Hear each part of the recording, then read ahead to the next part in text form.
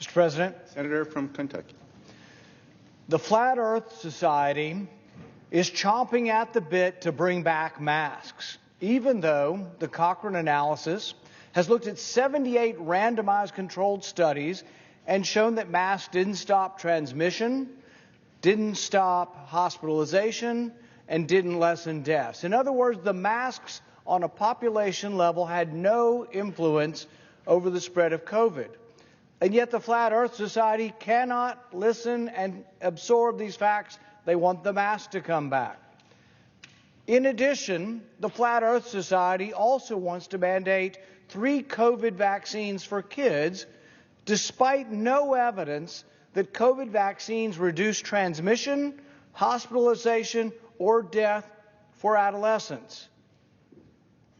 And yet, to this very day, Senate pages are required to get 3 vaccines in order to participate in the program. I rise today out of a desire to protect the health of the young men and women who serve as Senate pages. I think we can all agree that the Senate wouldn't function very well without the pages. The very first page was a 9-year-old boy named Grafton Hansen. He was appointed by Daniel Webster back in 1829. In those days, the pages had to refill the inkwells and clean out the spittoons. Things have changed a little bit around here since then. The work isn't quite as messy anymore, but it's still a high-pressure job for a high school student.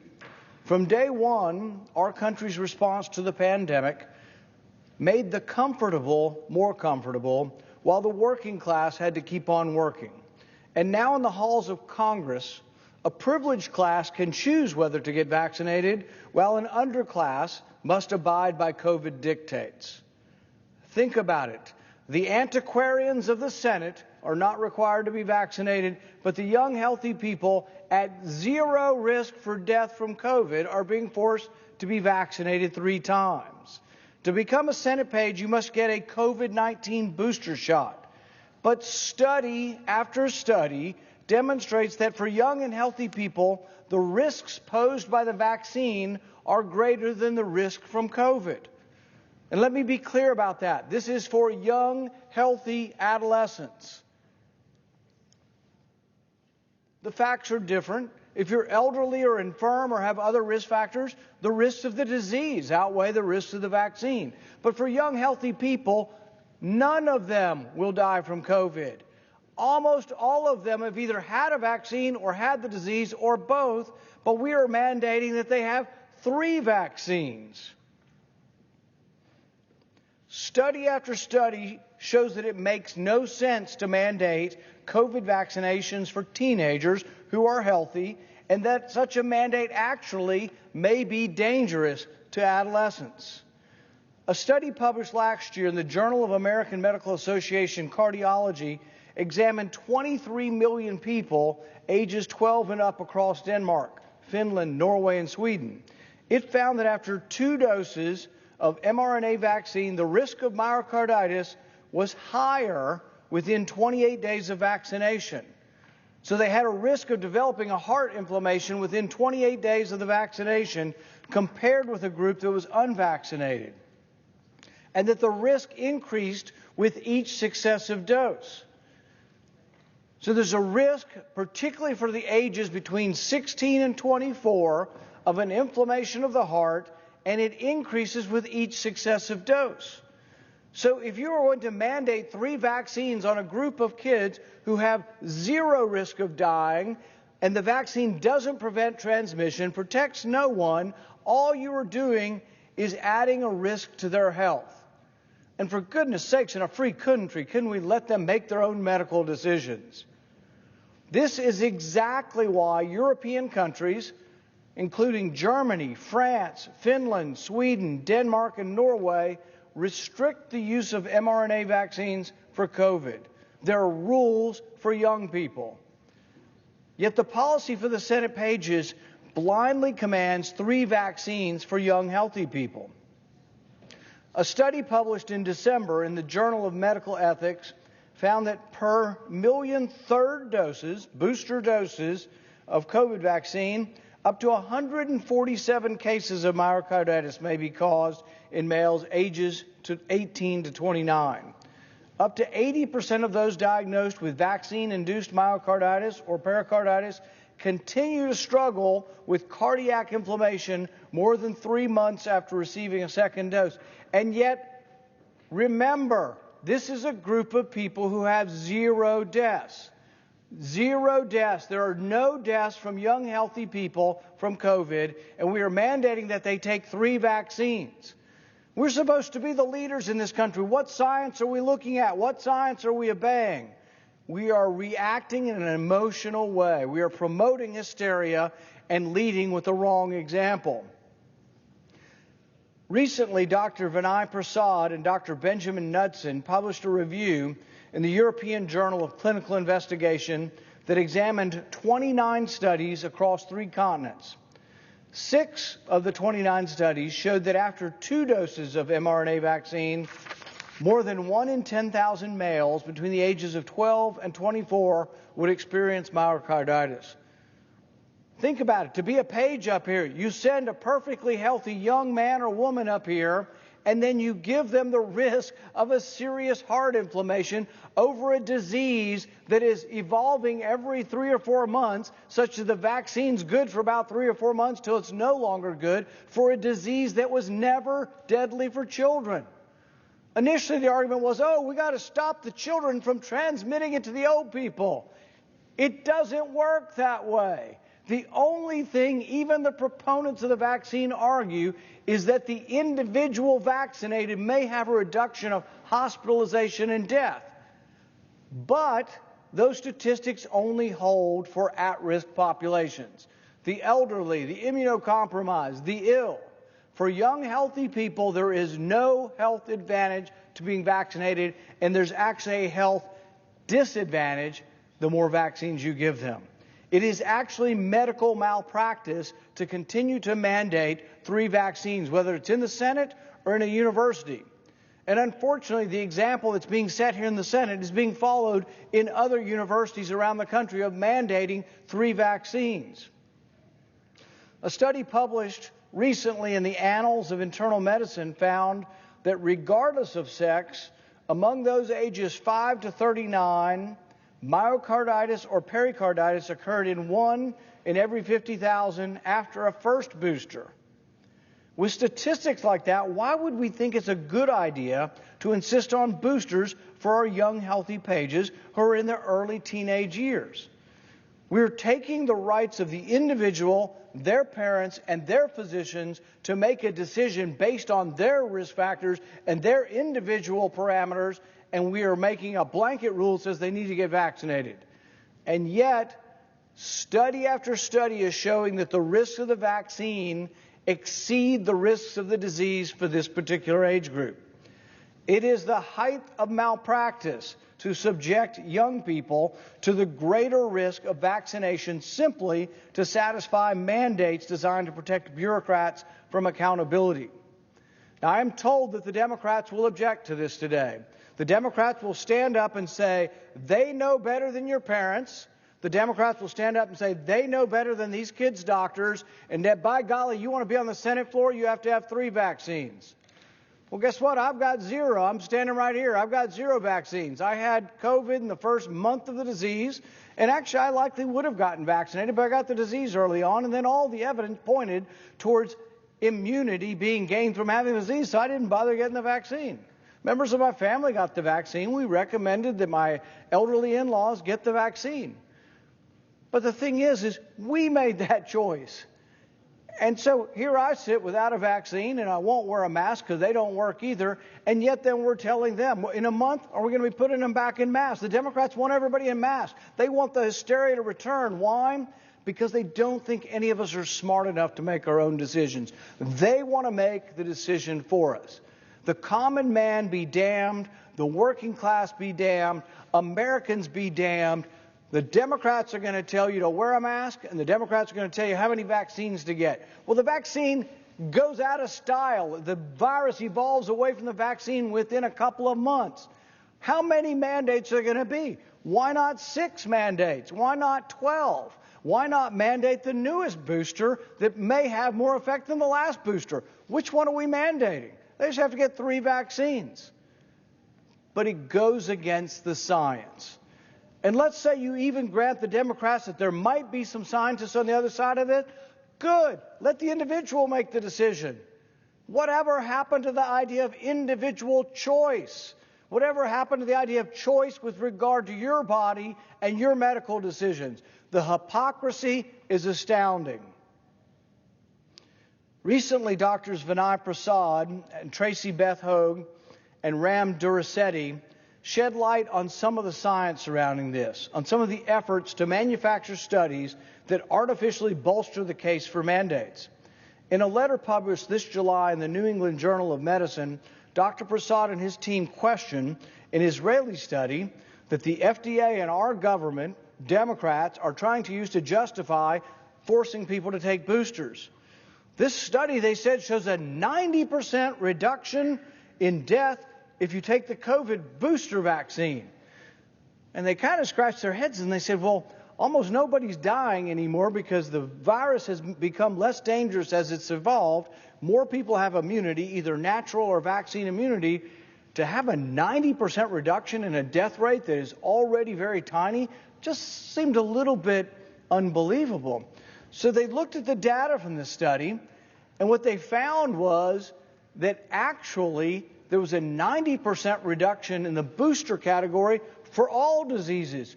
Cancer, a variety of, diabetic, heart attacks, you name it. People died 90% less of the time if you were boosted. It's like, wow, booster cures heart disease, cures diabetes, it cures cancer. No, it turned out the study was flawed, and the group that had been boosted died 90% less of the time just because you got to select it out for a group that was very healthy versus a group that was less healthy. The study was flawed. And it took scientists with the courage to stand up to the New England Journal and say, look at the data. The original authors of the data finally released it and said, whoops, we made a big mistake here. Our study doesn't really prove what we said it proved. When the FDA approved boosters for kids, did they show that it reduced transmission? No. When they approved vaccines for adolescents, did they show that it reduced hospitalization? No. Did they show that it reduced deaths? No, because no kids are dying from COVID. You can't be less than 0 deaths. How did they approve the vaccine at all for adolescents? How did they approve the booster? They said if we give them a booster, they make antibodies. Well, I confronted Anthony Fauci of this and I said, well, I can give you 100 vaccines. Every individual I give it to will make antibodies. That doesn't prove you need it. You need to prove that it does something. If you give them 3 vaccines, will they transmit the disease less? No evidence of it. Will they be hospitalized less? No evidence of it. Will they die less often? No evidence. There is no evidence other than laboratory tests saying they make antibodies, but no evidence that they need to make more antibodies. But one thing we know, if you're a young person and have had COVID recently, even the CDC admits this. If you have had COVID within 3 months and you take a vaccine, you have a profound risk of getting an overly exuberant immune response and having the myocarditis because you've had the vaccine in the middle of an immune response that you're making against the disease. And yet, do you recall anyone at one of these pharmacies that are all handing out the vaccine and pushing it? Have you had any example of them saying, well, have you had COVID recently? Maybe you should wait 3 months. No, nobody's paying any attention to natural immunity. Nobody's paying any attention to the natural course of this disease. And nobody's really paying any attention to the danger the vaccine presents to young people. This is not a benign situation. This is a situation where the Democrats are in favor of mandating a vaccine that puts their health at risk. We are telling kids all across America, you cannot come up here unless you get what the Democrats tell you is the best thing for your health. And even though there are some scientists who say that it actually may imperil your health, You don't get a choice, and you can't be part of the nationwide Senate program. You can't be part of this elite group unless you submit, unless you bend the knee to the Democrats, unless you say, my body belongs to the Democrat Party. My body will be injected with whatever the Democrats tell me I need to do because I don't have control over my medical decisions. The Democrat Party does. This is obscene, and the Democrat majority should be embarrassed that they are here today telling us that American parents and American families are not smart enough to make their own decisions. In the letter, Dr. Prasad and his colleagues wrote that the underlying health plays a substantial role in COVID-related mortality. And inclusion of mortality not related to COVID-19 in observational studies would provide important context. So in other words, it looks like the studies that may have shown any indication that boosters might help were incorrectly performed.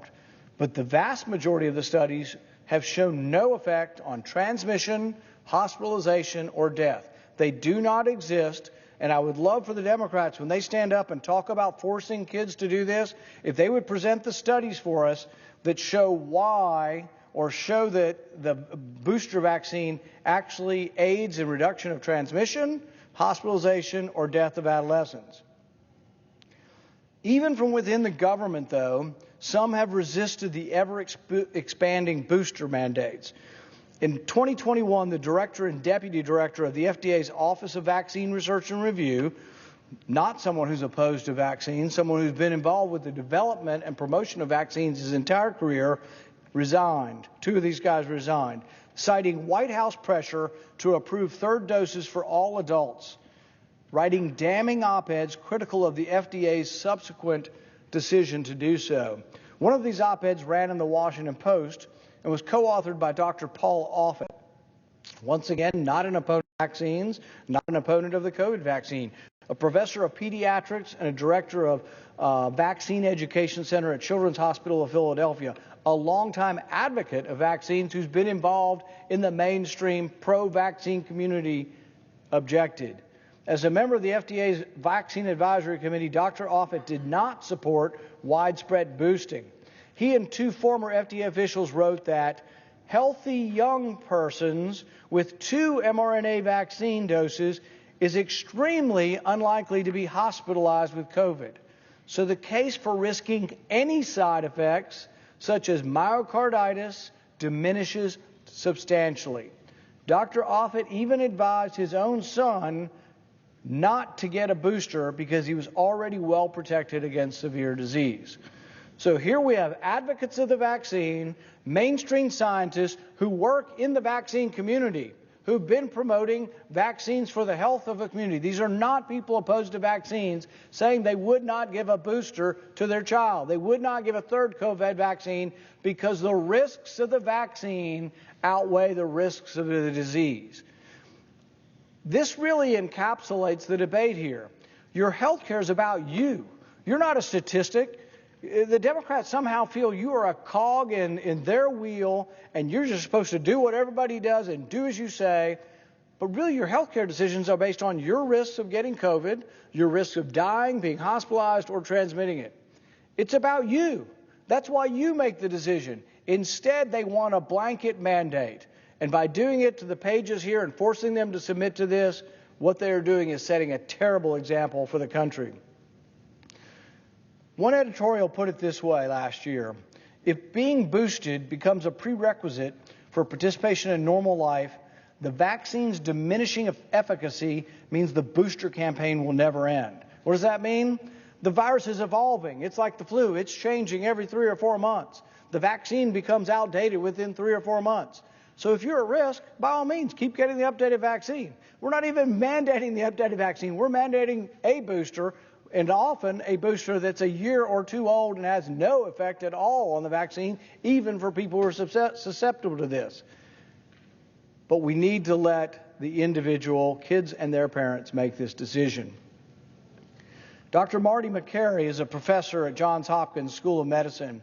He wrote in the Wall Street Journal that the U.S. government is pushing COVID-19 vaccine boosters for 16 and 17-year-olds without supporting clinical data.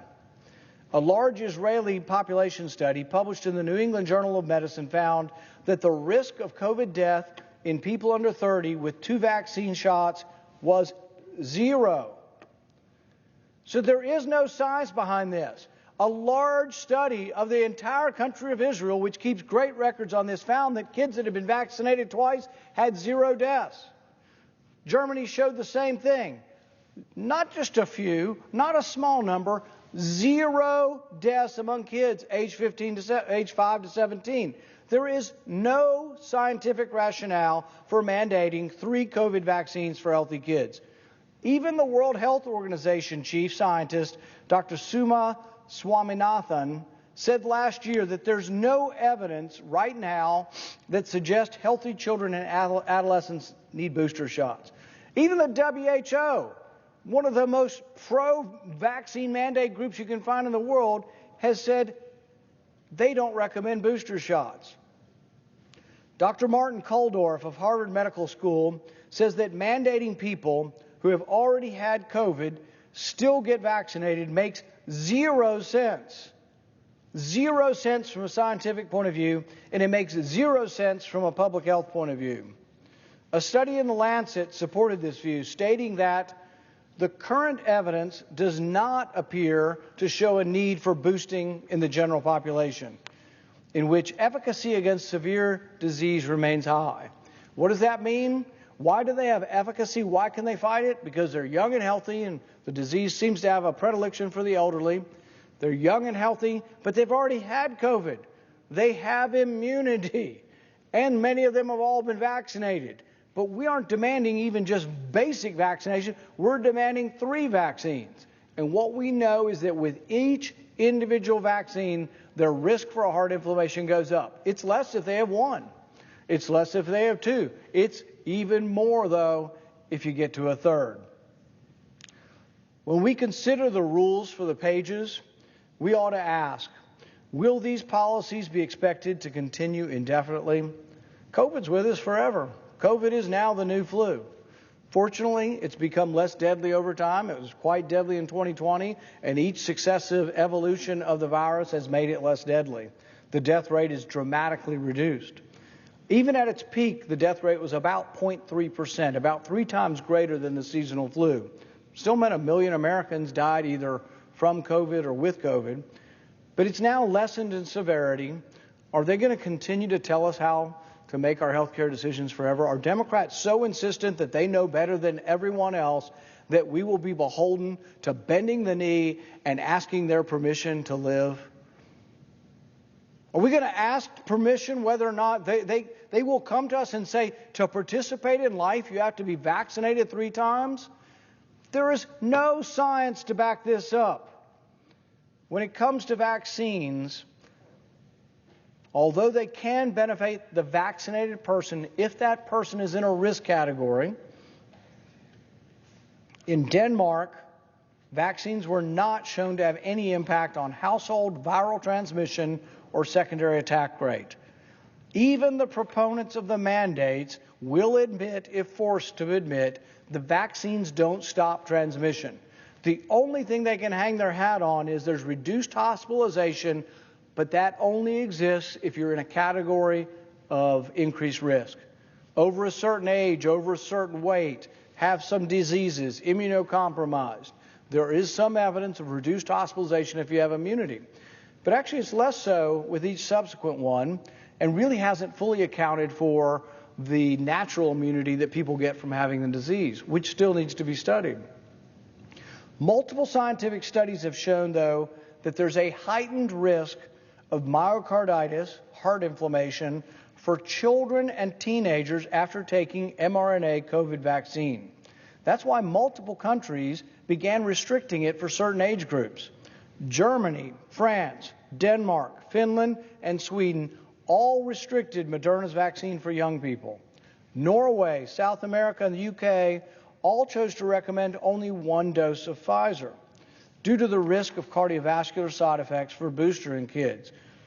But what we're going to find out today is the Democrat Party doesn't care about the science, doesn't care about choice with regard to your medical decisions, can't even allow a debate whether you get 1, 2, or 3 vaccines, but is going to insist to be part of the U.S. Capitol, the U.S. Senate's PAGE program, you must bend the knee to the Democrat Party and do what they say about your vaccines, or you can't be a participant. Why is the U.S. Senate choosing to ignore risks other countries acknowledge when mandating these vaccines for young people who are in peak physical condition? Public health measures should be backed up with proof that the benefits outweigh the burdens. There is no evidence of that when it comes to vaccination and booster mandates, especially for teenagers, who as a group are less vulnerable to this virus than any senator. That is why I ask unanimous consent that the Senate pass my resolution to end all COVID-related mandates for pages who serve in this chamber.